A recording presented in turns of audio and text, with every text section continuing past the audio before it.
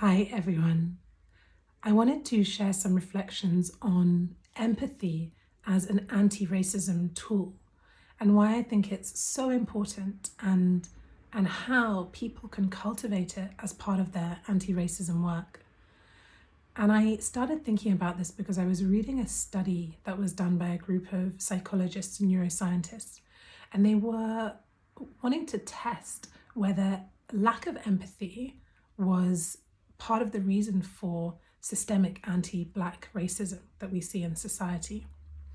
And they did this by testing the different responses that white people had to seeing other white people in pain versus seeing Black people in pain. So they showed a group of white participants videos of other white people having their skin poked by a needle and then Black people having their skin poked by a needle. And what they were measuring is the response in the brain, because when we see someone else in pain, our brains actually have the same response, the same type of response to when we're in pain ourselves. So it's literally like a neurological manifestation of I see your pain and I feel it. And what they found is that when the white participants saw other white people in pain, they had a much more dramatic empathy response in their own brains versus when they saw Black people in pain, the reaction was much, much lower. And they called this the racial empathy gap. And it's so important because often when we think about racism, we can assume that there's a level of intentionality behind it, some kind of bad intent. But of course, these participants weren't consciously choosing to have less empathy for Black people. It was just neurologically happening in their brain. And when we think about the way that anti-Black racism manifests in so many different systems across society, healthcare, the criminal justice system, in the workplace, we often will see these as systemic problems that need systemic solutions. So we might see that Black people are promoted less often than white people. So let's put in systemic solutions, quotas, rules, and there's certainly a place for that.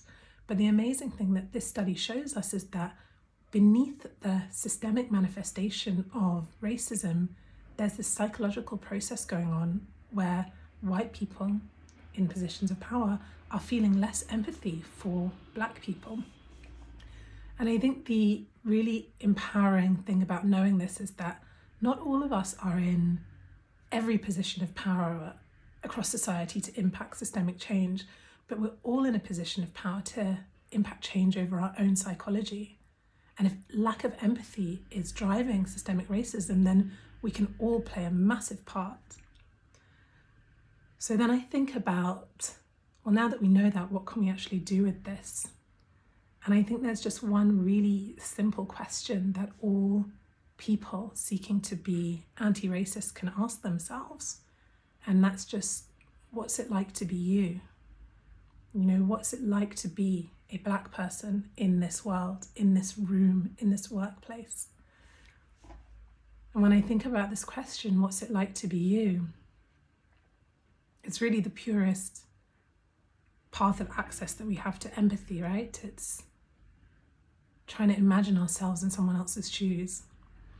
And I started thinking about some of the times that I've experienced racism or marginalization in my life and thinking about, had people asked that question, what's it like to be me? Would it have changed my experience?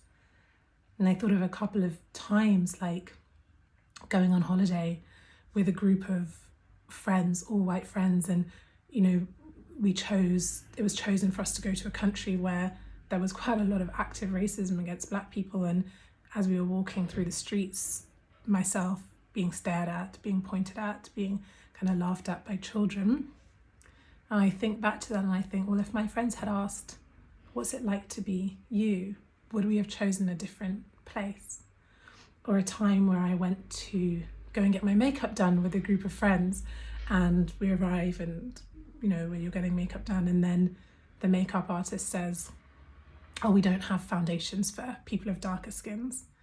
And then I kind of sat there awkwardly and just, absorbed it.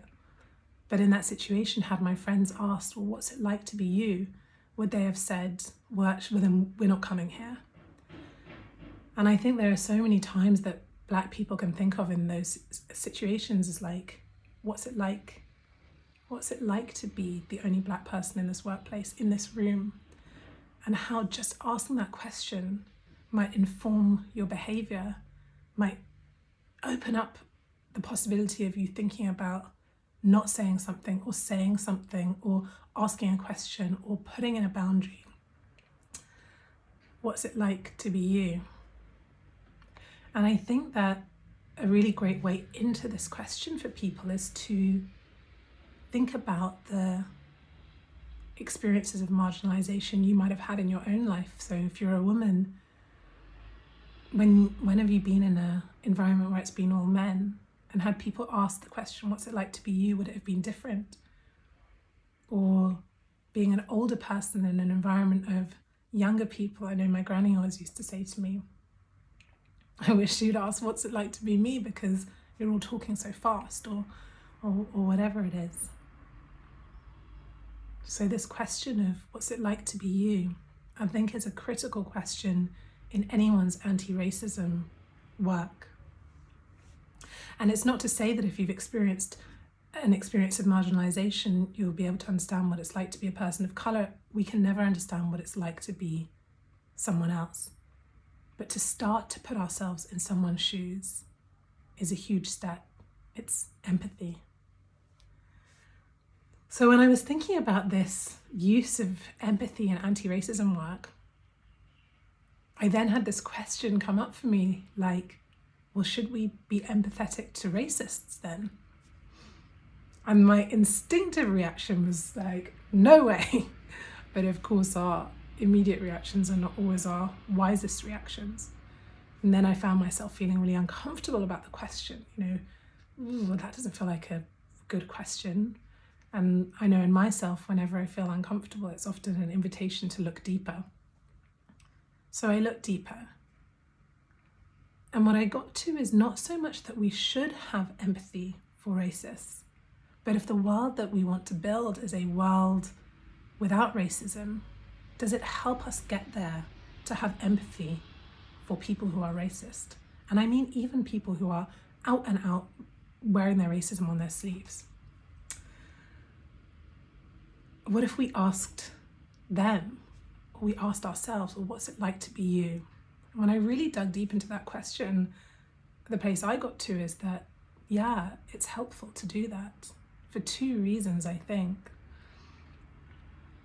I think a lot about how if we want to dismantle the system of racism, we have to move beyond seeing individual racist actors as the problem. And we have to look at what created racist people. And when we ask, what's it like to be you? What's it like to be a racist? In those questions, we start asking like, well, how did you form those beliefs? What was in your upbringing that led you to believe that Black or brown people are less than you? Why do you dislike me?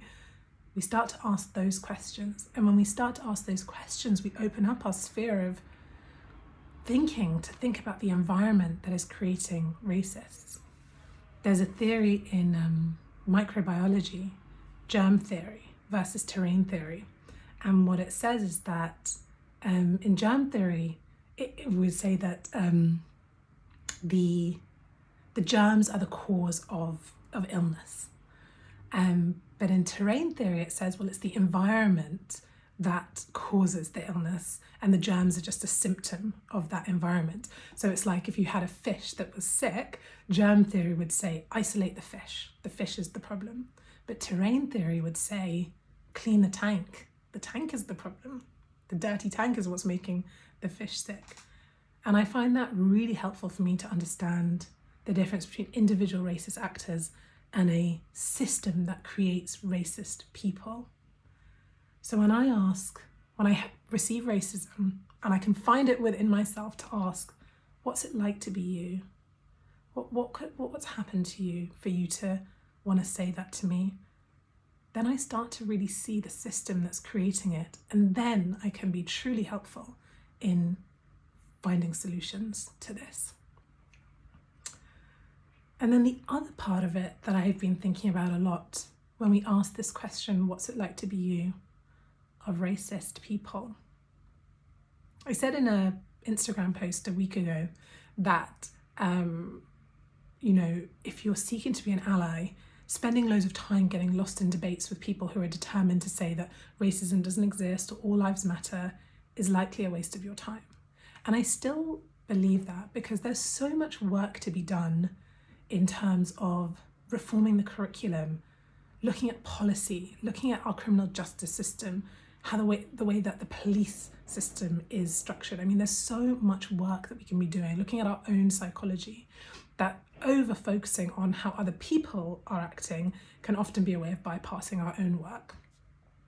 However, I'm also thinking, as I go deeper into my own formulation of what true allyship looks like, that each of us has a different role to play. And whilst it probably isn't most of our roles to spend time trying to convince or persuade people who hold racist views to let those views go, to transcend them, there probably are some people out there for whom that is their role. And if you are someone who has deep empathy and deep patience and is able to keep showing up again and again and again in those conversations and explaining why racism exists, explaining why all lives matter is not a helpful thing to say, if you are that person, then maybe that is your allyship. Not for all of us, but for some of us. So I think that if you're listening to this and you think, well, maybe that's the role that I could play, then maybe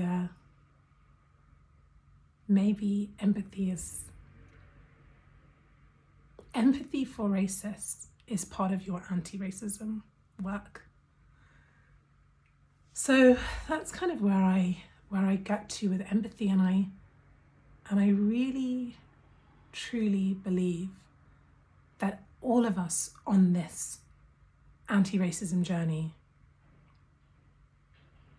need to be committed and dedicated to cultivating empathy as an act of activism. Empathy can sometimes be seen as soft or allowing, but it's not. It's hard. It's hard to have to look in and say, well, I don't feel as much empathy, alignment with someone of a different colour from me. That's hard to admit that to yourself. It is hard to have someone say something racist to you and think, well, what's it like to be you? But when we do that, we move forward. So that's a little riff on empathy and anti-racism that I truly hope is helpful for all of those of you who are continuing to do the hard and brave work to build a better world for all of us. Thank you.